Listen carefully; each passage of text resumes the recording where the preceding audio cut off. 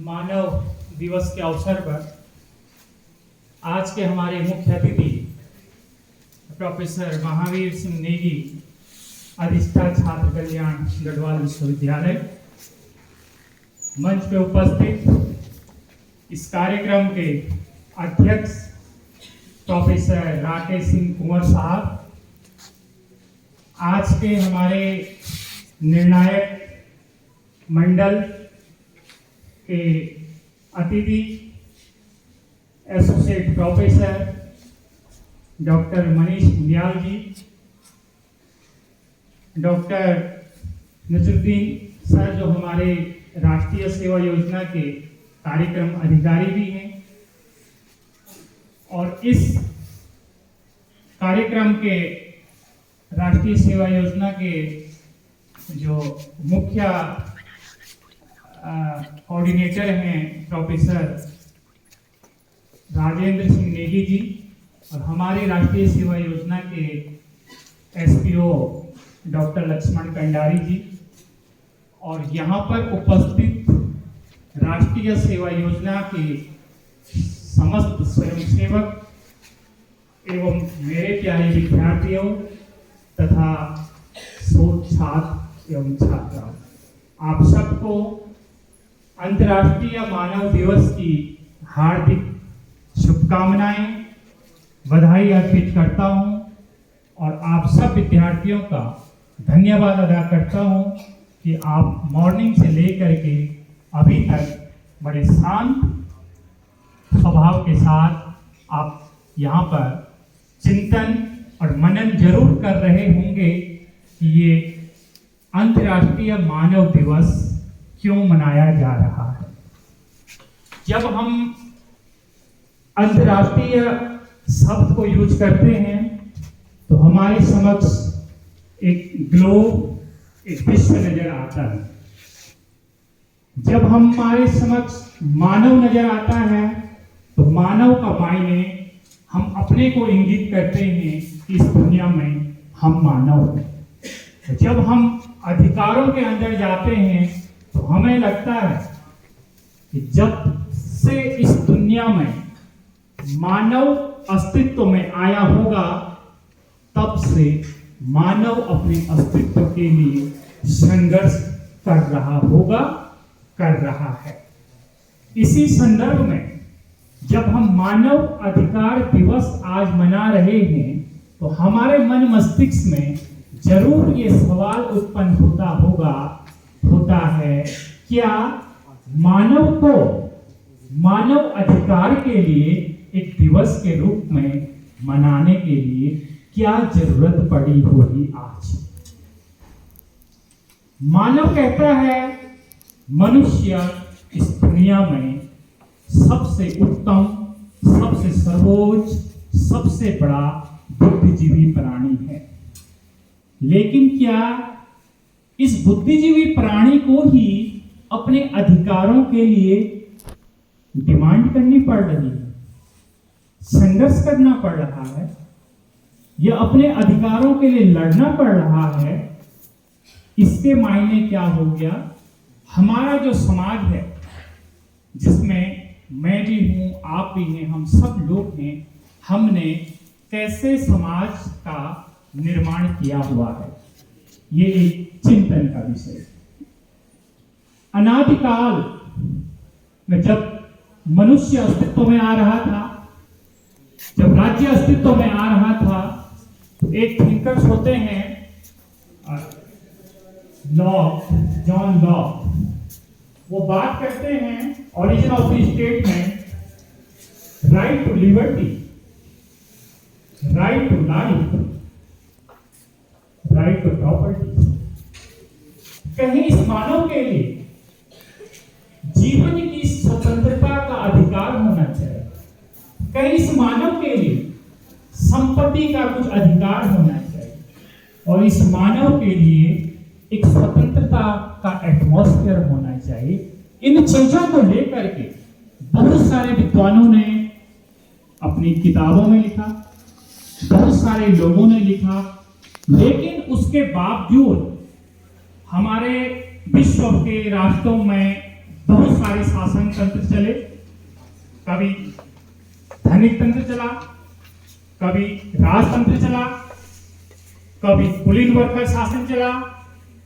आगे आते आते आते आते हम लोग एक लोकतंत्रात्मक समाज को हमने एडॉप्ट किया, लोकतंत्र को एडॉप्ट। लोकतंत्र के अंदर जब हम आए, इस लोकतंत्र के लिए आप लोगों ने फ्रांस की क्रांति सुनी होगी, रूस की क्रांति सुनी होगी, भाईचारे के लिए संघर्ष, समानता के लिए संघर्ष। जब इस प्रकार का समाज, इस प्रकार का तंत्र के अंतर्गत मनुष्य को यह महसूस होने लगा कि शायद जब तक मैं स्वतंत्र रूप से नहीं रहूंगा तब तक मैं अपने जीवन का विकास नहीं कर पाऊंगा। और इसीलिए रूस की क्रांति, फ्रांस की क्रांति, तमाम सारे विश्व में क्रांति होने के बाद विश्व के समक्ष प्रथम विश्व युद्ध हम लोगों ने देखा।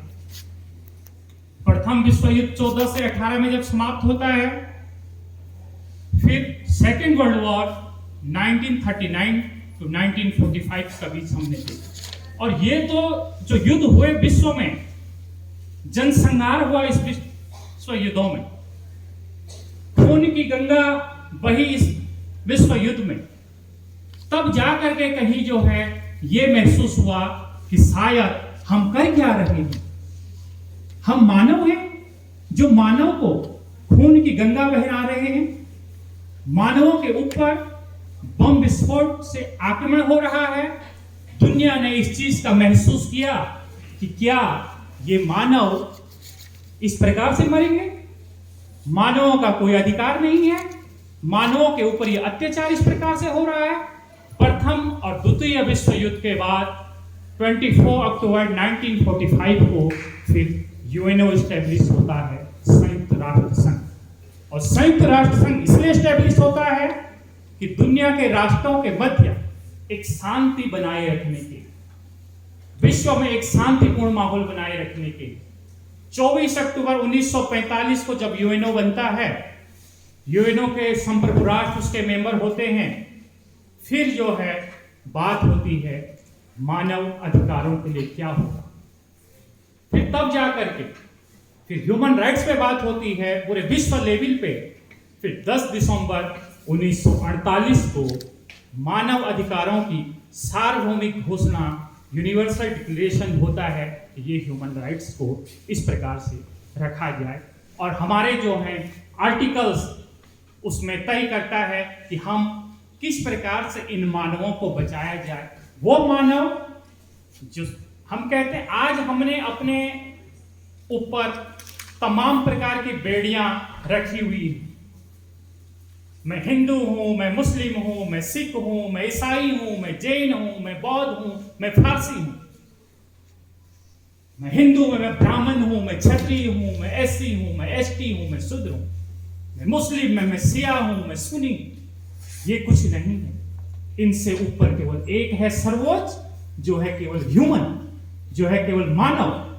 मानव सर्वोच्च है और हम सब हैं केवल मानव। और मानव ने जब अपने को इस प्रकार से प्रतिबंधित किया है, इस प्रकार से अपने को जकड़ा हुआ है, और उसके अंदर भी अपने को जकड़ा है कि तुम महिला हो, मैं पुरुष हूं, तुम गरीब हो, मैं अमीर हूं, तुम बच्चे हो, मैं बड़ा हूं, तुम दलित परिवार से आते हो, मैं ब्राह्मण परिवार से आता हूं।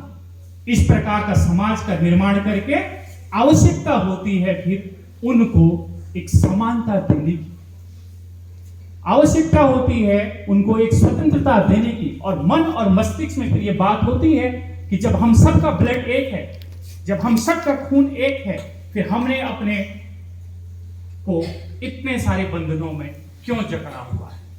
फिर 1948 में मानव अधिकार के पूरे विश्व में बात होती है, तमाम सारे चार्टर्स मानव अधिकार के बनते हैं, दुनिया के बहुत सारे राष्ट्र संप्रभु होते हैं, दुनिया के एशिया, अफ्रीका, लैटिन अमेरिका के कंट्रीज को स्वतंत्रता मिलती है, नए नए देशों के नए नए संविधान बनते हैं, नए नए कॉन्स्टिट्यूशंस में फंडामेंटल राइट्स को लाया जाता है, मानव अधिकारों को लाया जाता है, और सोचा जाता है कि शायद अब हम इस प्रकार की प्रथा को हटा करके एक नया समाज का निर्माण करेंगे, एक नया मानव को बनाएंगे, एक नया मानव चिंतन को लाना पड़ेगा। और इस प्रकार का समाज जो जनहिताई समाज हो, जो जन कल्याण का समाज हो, जो जहां कोई दलित ना हो, जहां कोई गरीब ना हो, जहां कोई असहाय ना हो, जहां कोई ये ना सोचता हो कि मेरे साथ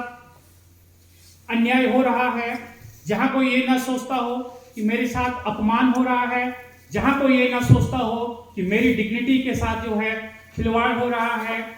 इस प्रकार के समाज के लिए हम सब एक मंच पे, एक अम्ब्रेला के नीचे आकर के ह्यूमन राइट्स डे के रूप में, अंतर्राष्ट्रीय मानव दिवस के रूप में 1948 के बाद फिर इसको मनाने लगे। लेकिन आज 75 वर्ष पूरे हो रहे हैं। अगले वर्ष 2023 में हम मानव अधिकार दिवस का 75वां वर्ष मनाएंगे। एक साल तक कार्यक्रम होंगे। मानव अधिकार दिवस के अवसर पर अंतर्राष्ट्रीय स्तर पे यूएनओ के कार्यक्रम होंगे, बहुत सारे होंगे। और इस वर्ष 2022 में जिस मानवाधिकार दिवस को हम मना रहे हैं, इस वर्ष जो थीम है वो है dignity, freedom and justice for all. ये तीन इस वर्ष की थीम है। डिग्निटी